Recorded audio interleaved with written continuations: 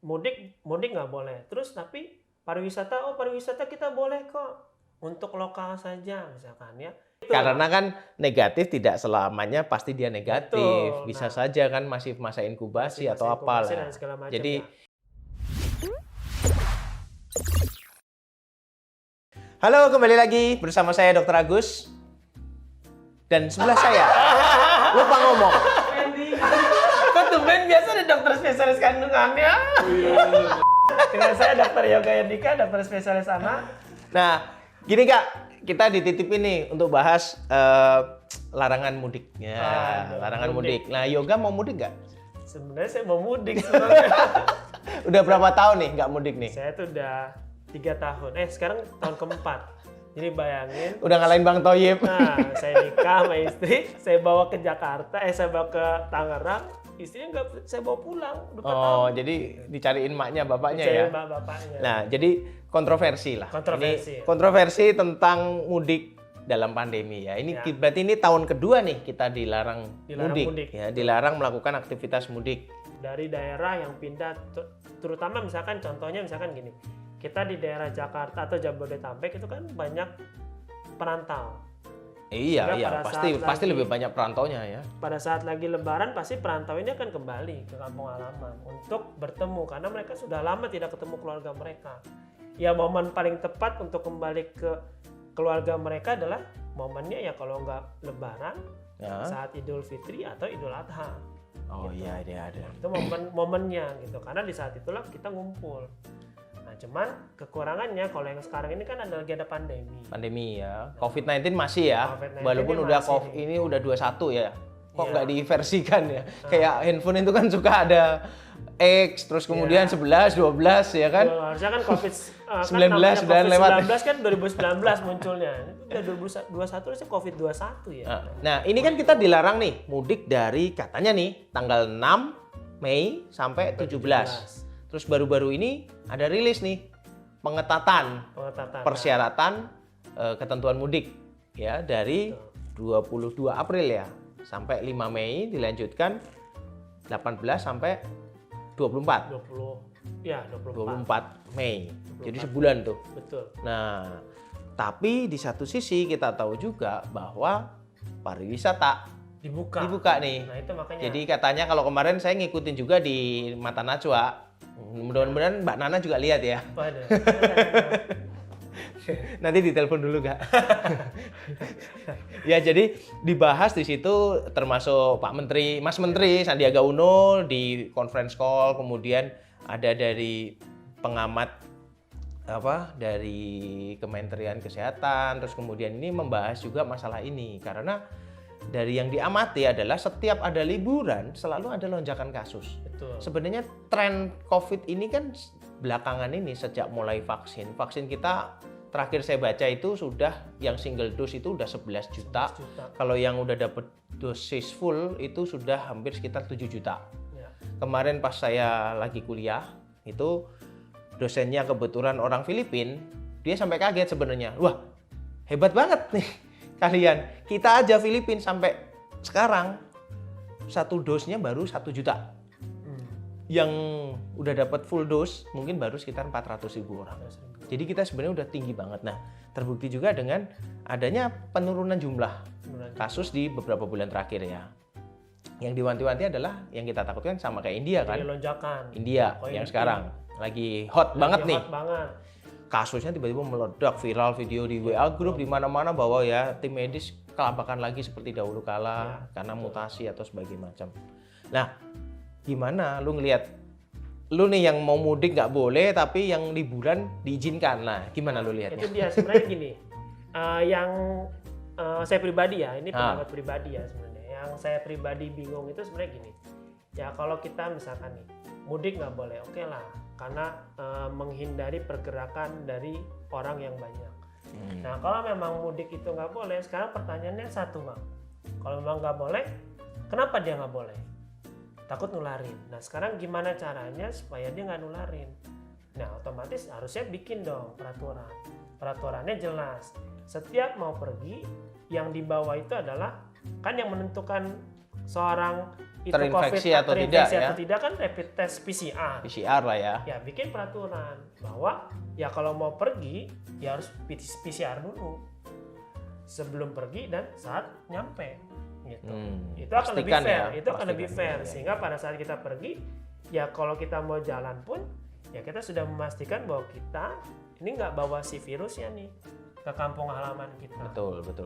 Begitupun pula saat harus pulang, balik ya. Betul, saat Mudik pulang. balik ya. Jadi, nah sekarang yang saya pribadi masih bingung adalah peraturannya nih, ya kok masih gitu. Udah tahu nih untuk mengetahui dia infeksi atau enggak, pemeriksaannya cuma satu, PCR.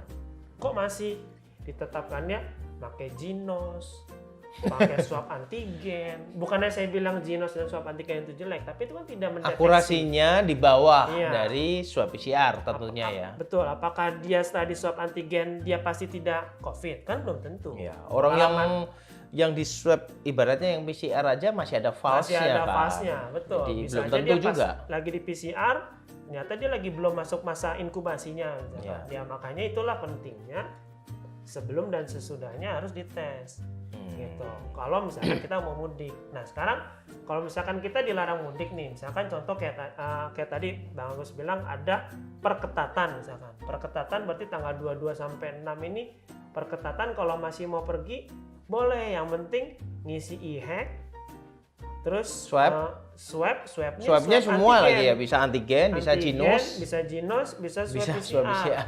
Gitu lah. Sekarang kalau misalkan nih swab antigen, dia pergi nih, anggap paling deket lah dari Jakarta ke Bandung misalkan. Ya, mudik Bandung Terus ya. pemeriksaannya di rest area misalkan. Kan ada bilangnya kalau itu pemeriksaan di rest area.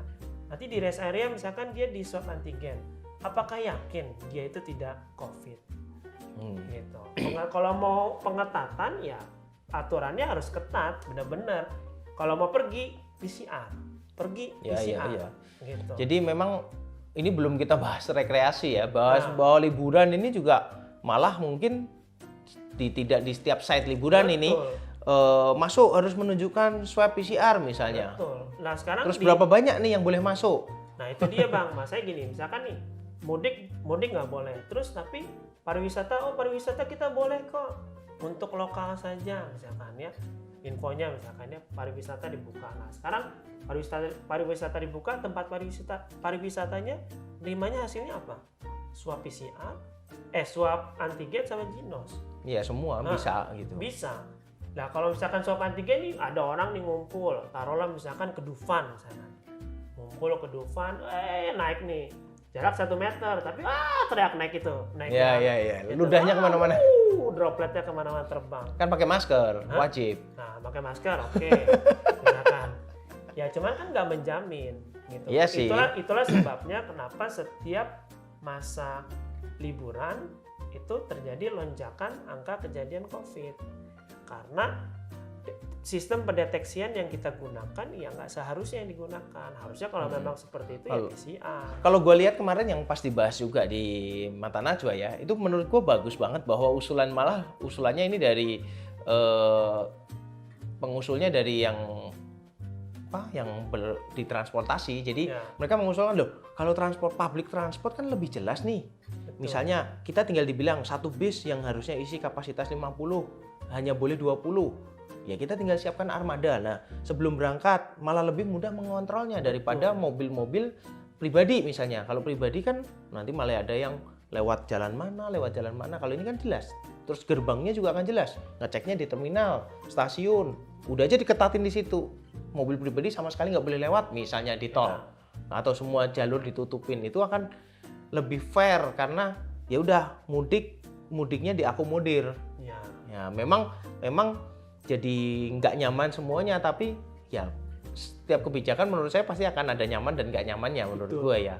Terus belum kemarin Gubernur Banten ya kan, ya dia wajar dia komplain karena nanti kalau gini liburannya paling dekat orang Jakarta ke Banten nih. Iya. Di pantai-pantai sana lah, sedangkan pantai kita yang disuruh mengetatkan protokolnya. Berapa banyak sumber daya manusia saya yang bisa jagain pintu masuk. Sedangkan sepanjang garis pantai misalnya di Anyer sana, garis pantai bisa aja dia masuk dari mana aja bisa gitu. Nah itu gimana cara menutupnya? Itu kan gimana cara menerapkan protokol kesehatan di tempat liburan. Nah kalau udah orang membludak yang datang 1 juta pengunjung aja, gimana cara ngadepinnya? Jadi Biasanya bayangin, cuma puluhan ribu mungkin.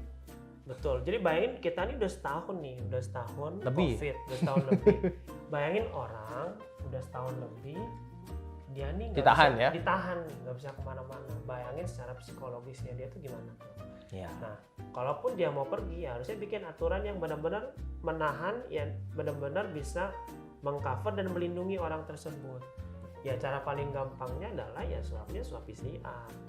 Ya memang dilema. Sekarang misalnya kayak kemarin usulannya juga mudiknya ini boleh mudik misalnya tapi dibatasi, otomatis harga tiket mahal nih. Ya, Yang bisa beli yang punya uang. yang punya uang. Betul. Balik lagi, muter lagi, nanti akan ada kesenjangan, yang bisa mudik yang punya duit, yang nggak punya duit, yang nggak bisa bayar tiketnya karena mahal kan. Ya. Coba bayangin, moda transportasi yang harusnya satu gerbong atau satu bis itu bisa 40 orang, terus ini cuma boleh 15, pasti kan harga tiketnya lebih mahal. Ya. Dan sebenarnya sih ya memang ya mau nggak mau memang harus seperti itu Bang. Karena gini, dengan orang nih, kalau saya pribadi misalkan, kebetulan saya mau mudik ke Pontianak misalkan. Nah pada saat saya mau ke Pontianak, kan saya akan melihat, oh oke, pesawatnya harganya segini. Terus saya akan mikir, saat saya pergi, saya harus PCR, nyampe saya harus PCR. Saya akan ngitung dong biayanya. Ya, kalau mahal banget, udahlah saya nggak usah mudik gitu kan. Kayaknya mahal deh, udah deh, nggak usah deh. Kan orang akan jadi mikir, sehingga yang benar-benar mudik, ya benar-benar yang tersaring. Benar-benar yang tersaring dan memang benar-benar negatif. Lebih dikit tentunya ya. Lebih dikit tentunya. Jadi Memang pergerakan- efeknya nggak enaknya ya, nggak semua orang memiliki Memiliki hak yang akses sama untuk dong sama, tentunya. betul. Karena pastilah kalau itu, apalagi ini kita belum ngomongin monopoli suatu organda atau apa ya, maksudnya yang moda transportasi yang mungkin memiliki armada yang banyak, bisa aja dia melakukan monopoli dengan meningkatkan harga dengan segala macam prokes yang dia siapkan kan. Dan ini juga sebenarnya salah satu nih, misalkan teman saya ada yang di bagian transportasi misalkan. Ya dia juga protes, misalkan nih teman saya misalkan pilot misalkan, dia akan bilang, dia nanya ke saya, enggak misalkan, ini sekarang saya nanya nih, gue nanya nih, kan kita udah di PCR nih, PCR-nya udah negatif. Nah sekarang gue nanya nih ke lo nih sebagai tenaga medis, kalau misalkan udah di PCR, sebenarnya perlu nggak sih pesawat itu dijarakin? Fungsi pesawat itu dijarakin buat apa? Buat supaya nggak ketular. Nah sekarang yang naik pesawat, kalau kita bisa membuat kebijakan bahwa si pesawat, setiap orang mau naik pesawat itu adalah swab PCR, bukan antigen dan Ngapain lagi dijarakin gitu kan? lagi dijarakin? Tetap udah di-fullin gitu ya? Udah tahu Negatif pasti ya? negatif. Ya memang dilema pilot karena protes tuh gitu. karena kan negatif tidak selamanya pasti dia negatif. Betul. Bisa Nah. saja kan masih masa inkubasi Masih atau masa apa inkubasi lah. dan segala macam, Jadi ya. ibaratnya kita melakukan proteksi atau protokol kesehatan itu berlapis-lapis Iya. karena negatif, terus kemudian jarak, ya kan, hindari kerumunan, tetap pakai masker. Ya nanti kalau kayak gitu udah negatif ya udahlah, kita nggak usah jarak-jarakan, nggak usah ini. Tapi kan namanya inkubasi kita nggak pernah tahu. Nah ini juga masalah 3M ini, menjaga jarak, memakai masker dan mencuci tangan. Ini juga karena vaksin sudah mulai jalan, jadi orang yang udah vaksin ini jadi ngerasa Pada nggak cuci tangan, nggak pakai masker. nggak pakai masker, jaga jarak juga udah mulai longgar. Coba aja kita lihat nih, sehari-hari aja. Kalau zaman waktu awal COVID atau waktu pertengahan COVID lagi yang tinggi, mungkin udah nggak terlalu banyak orang nongkrong di warung kopi. Ya sekarang udah penuh Sekarang lagi. udah penuh lagi. Sekarang kalau lo mau booking, coba deh malam minggu misalnya mau makan di resto, pasti udah full book terus. Iya, dengan alasan kita sudah menerapkan protokol yang mana yang sudah diterapkan. Ya memang serba nggak enak karena pembuat kebijakan juga saya rasa pasti akan pusing juga karena balik lagi begitu itu ditutup benar-benar, ekonomi hancur lagi, Ya, pengeluaran besar lagi, Nah, resesi makin tinggi ya, Nah, kalau makin misalkan banyak. ditutup, sebenarnya nggak ditutup Bang. Kan kalau yang diaturannya untuk logistik tetap jalan. Iya, Untuk tapi kan logistik. maksudnya logistik ada, pembeli nggak ada. Ya, Misalnya contoh logistik tetap ada nih, tapi resto nggak buka. Atau sekarang deh yang paling terimbas kan banyak yang ngomong pelaku seni nih, banyak yang terimbas. Ya, Kita nggak bisa terimbas. manggung. Kalau kita lihat-lihat nih, komplainan para musisi misalnya kan, kita nggak bisa manggung, kita nggak bisa ini karena nggak bisa mengumpulkan orang karena ya itu hidup kita dari situ. Ya, akhirnya tidak ada titik temu yang paling tepat dan paling benar menurut saya dalam menangani pandemi ya. Karena kalau dilihat dari sisi medisnya itu salah. Kalau dilihat dari sisi ekonominya, yang medis terlalu ketat juga salah. Karena nggak akan ada orang bisa melihat dari semua sisi itu menurut saya ya. Sama kayak ini kan, mudik dilarang. Tapi kalau ini nggak boleh wisata makin stres dong gue. Dibuka wisata salah juga. Tinggal mau lihatnya di mana. Makanya kayak kemarin Pak Ganjar juga sempat bilang tuh, ya udah kalau dilarangnya segitu mudiknya sebelumnya aja. Tapi kan balik lagi masih butuh kerja, jualan, butuh kerja, butuh ini kan nggak bisa sepenuhnya mungkin yang wira swasta atau apa. Ya udahlah daripada gue nanti Lebaran nggak mudik, bulan puasa aja gue di rumah. Iya. Ibaratnya saya misalkan sekarang aja mudiknya, kan saya juga butuh nyari penghasilan. Oh masih butuh ya? Masih. Kirain udah nggak butuh, soalnya saya biasa minjem yoga soalnya.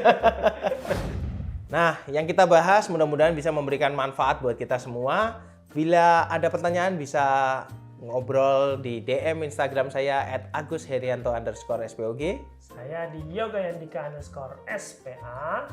Nah, kalau ada sumur di ladang, boleh kita menumpang mandi. Kenapa mudik dilarang? Rekreasi kok dibuka lagi? Bye.